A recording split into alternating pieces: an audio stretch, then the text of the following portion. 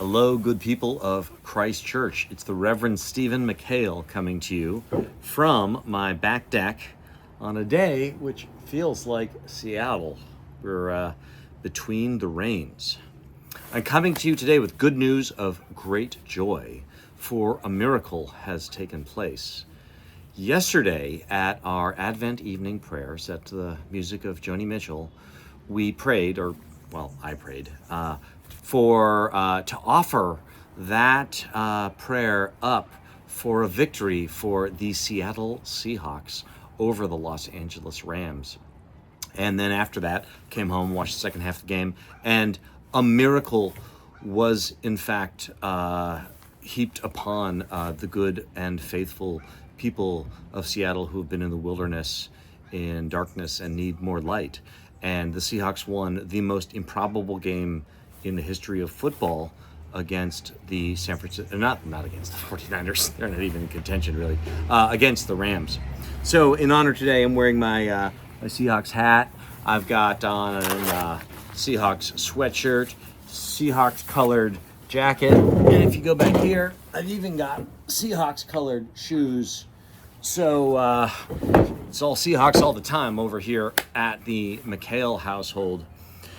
I know that this is hard for many of you good people, but it is part of my calling as an ordained minister of God to speak truth to power.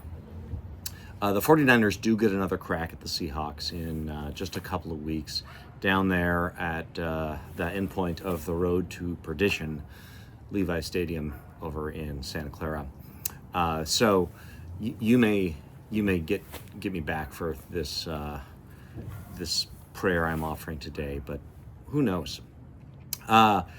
We had a really interesting conversation at our little gathering, though. We had a reading from Isaiah about arising, shining, for our light has come. The people who have lived in deep darkness have seen a great light, all that stuff. And the concept of hope returning in times of darkness. Apparently, we are evolutionarily coded to believe that we always live in the end times, that whatever the situation politically or socially or culturally, it's never been this bad. And that is, of course, the story of the Jewish people throughout the Bible. Literal enslavement, first by Egypt, then by Assyria, then by Babylon, then by the Seleucids, then by Rome, then kicked out of their homeland. It just goes on and on and on. And the great story is that God keeps coming back and lighting a flame that eventually grows into a fire that brings warmth and hope to those people. So I want to carry that to you today in these dark nights. I believe tomorrow is the longest night of the year.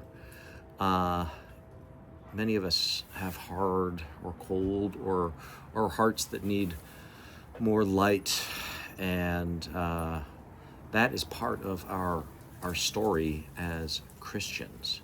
And then if the Bible is just too dense for you to, it is a slog to get through that, you can just TiVo last night's football game and find some hope in God's mercy and love in how God treated the Seahawks last night.